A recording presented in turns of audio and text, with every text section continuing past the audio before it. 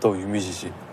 잊을 수 없는 날, 너리 예뻤던 날, 너를 보며 숨을 참았던 날. 회사에서 투명인간 취급받다가 3층에서 뛰어내린 미래. 관두지도 말고 버티지도 마. 대신해줄게. 내가 너로 살게. 넌 나로 살아. 바람 빠진 공처럼 살다. 일란성 쌍둥이 언니와 삶을 바꿔 살기로 한 미지. 근데 이상해요. 어째 바꿔 입은 옷이 어색해 보이지 않을 것 같은 느낌. 저만의 느낌일까요? 3화 이후 둘의 삶이 친구 호수와 지윤, 농장주 세진과 얽히며 어떻게 풀어질지 드라마 센스가 예측해드릴게요. 구독과 좋아요 클릭하시면 다음 영상 빠르게 보실 수 있습니다. 얘는 바람이 빠져서 버려진 걸까? 버려져서 바람이 빠진 걸까? 미지의 혼잣말이지만 사실 이건 우리 모두의 마음이죠. 초년 사회생활의 씁쓸한 민낯. 노력해도 안 되고 너무 늦은 것 같고 남들 다 뛰는 인생에서 혼자 멈춰 서 있는 기분. 시작은 희망으로 했지만 현실은 이상과 너무 달라서 내가 뭘 잘못했나? 노력은 하고 있는데 왜 안 되지? 그렇게 마음속에 바람이 하나둘씩 빠져나가고 어느 순간 우리는 바람 빠진 공처럼 방치된 듯 느낍니다. 한때는 육상 유망주였던 미지.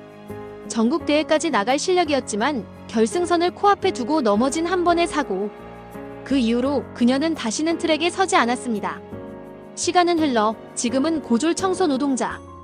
하루하루를 다른 걸레처럼 버텨내고 있죠. 어제는 끝났고 내일은 멀었고 오늘은 아직 모른다. 자신을 속이며 씩씩한 척 살아가는 미지. 하지만 마음속 깊은 곳엔 늘 묻습니다. 나는 이 모양이라 이렇게 사는 걸까? 이렇게 살아서 이 모양인 걸까? 하지만 미래는 바람 빠진 채 태어났지만 노력으로 일어섰잖아. 다 내 구차한 변명이지 뭐.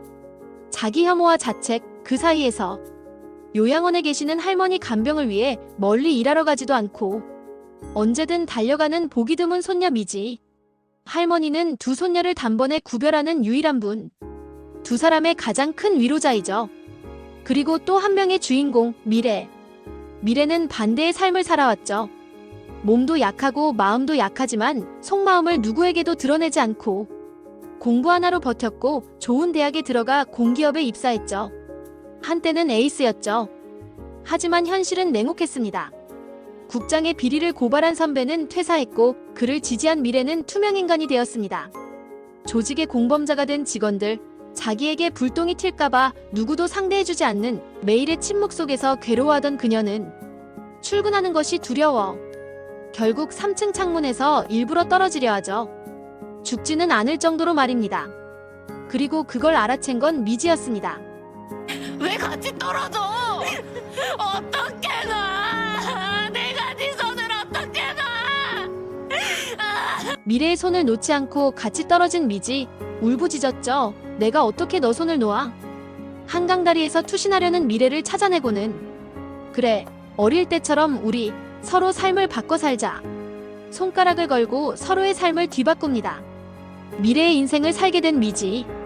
아무도 회의 시간을 알려주지 않지만 들어가서는 구석이 아니라 회의실 의자에 앉죠. 커피도 마시고 말도 합니다. 진짜 미래는 그러지 않았거든요. 에이스였다가 국장의 비리 고발에 동조하는 바람에 존재감조차 없던 사람이 갑자기 존재를 주장하니까 사무실의 공기가 서서히 뒤틀리기 시작합니다. 그러자 국장은 더욱 눈엣 가시같이 여기죠. 이 변한 미래를 먼 칠달지사로 보내려 합니다. 그 미끼는 바로 로사식당 김로사 할머니의 땅. 회사 입장에선 신사업 건설을 위해 그 땅이 반드시 필요하지만 아무도 성공하지 못한 그 땅을 팔도록 설득하는 미션. 진짜 미래는 그게 함정이라는 걸 알려주지만 이미 일은 벌어졌고 미지는 도망치지 않고 도전합니다. 소금 세례, 폭언, 모욕 다 견디다. 이화 끝에서는 결국 폭발했죠. 진짜 해도 너무 하시는 거 아니에요? 전 뭐 사람도 아니에요. 같이 밥 벌어먹고 사는 처지끼리 이렇게까지 하실 필요 없잖아요. 숨 쉬는 게 편하다. 아주 오랜만에. 아, 국장의 함정에서 벗어날 방법은? 그리고 호수. 미지 미래 두 사람을 모두 알고 있는 미지의 첫사랑. 그러나 미래의 남친. 한강변 석양 아래 마주친 진짜 미지와 호수. 미지는 미래의 이름으로, 호수는 혼란스러운 눈빛으로 그녀를 바라보죠. 너 유미지지? 호수는 정말 미지를 알아챈 걸까? 미지는 당황하지만 심장은 쿵쾅거립니다. 그냥 나 좀 변한 거야. 호수는 마음으로 말합니다. 너 아직 그대로야. 그의 손이 미지의 손을 스치고 두 사람 사이엔 말하지 않아도 전해지는 떨림이 있죠. 과거의 첫사랑이 지금 다시 시작되고 있나요? 얘는 미래가 아닌 걸 알아. 그런데 왜 나는 설레는 걸까? 호수는 한국대 김로사 장학생 출신, 미래와 학교에서 1위 등하던 병약하지만 정의로운 성격, 바른말하던 청년. 그러나 이기는 것이 정의인 변호사라는 직업 속에서 자신을 잊고 살았죠. 이 일을 하면서 마음이 불편할 때가 있었는데, 내가 잘못 생각하는 것 같아서 이 마음 고치려고 했는데, 하지만 한때 미지가 그랬죠. 너는 마음에 뭐가 걸리면 신발에 돌 들어간 애처럼 군다고 한 게 생각났어요. 아, 내가 틀린 게 아니라 잊고 있었구나. 정의는 버린 줄 알았는데 이 애를 보니 다시 생각하게 돼. 이기는 게 우선이라는 냉혹한 상사충구의 총애를 받았지만 이제 다른 삶을 살기로 작정합니다. 충구는 미래의 사내 성희롱 고발 사건에 동창인 호수를 밀어넣어 무마시키려고 만든 그런 변호사입니다. 덕분에 미래가 고발을 철회하고 말았어요. 한강에서 호수와 있을 때 로사 할머니의 전화가 옵니다. 내일 10시까지 와. 사람 대접해줄게.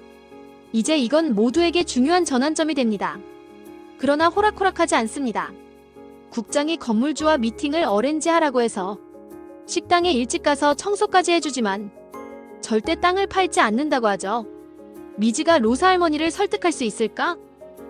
할머니의 정체. 이 할머니 보통이 아닙니다. 원래 시인이었는데 자신의 어떤 시구가 광고 카피로 사용되어 받게 된 인쇄를 몽땅 한국대 김로사 장학금으로 기부했죠. 호수도 이 김로사 장학생이었어요. 호수가 뭔가 역할을 할 것 같지 않으세요? 이제 사마와 그 이후 전개는 어떻게 될까요? 호수는 미래인 척하는 미지에게 점차 설렘을 느낍니다. 한강변에서 미지만의 텐션이 그대로 드러나는 순간 너 유미지지? 하고 알아채지만 부인하는 미지에게 더 이상 묻지 않습니다. 그리고 고민이 뭔지 같이 해결하자고 합니다. 그러니까 미래로 사는 미지를 도우는 호위무사가 나타난 거예요. 최우선 타겟은 로사 할머니를 설득하는 겁니다. 성희롱 사건은 고발치하로 일단 넘어간 거니까 나중에 써먹을 때가 있겠죠. 미래가 일찍 와서 청소해주다가 로사 할머니로부터 땅 안 판다는 최후 통첩을 받고는 황당해서 묻습니다. 그럼 왜 10시까지 오라고 하셨는데요? 너가 사람 대접해달라며. 그래서 정식으로 말해준 거야.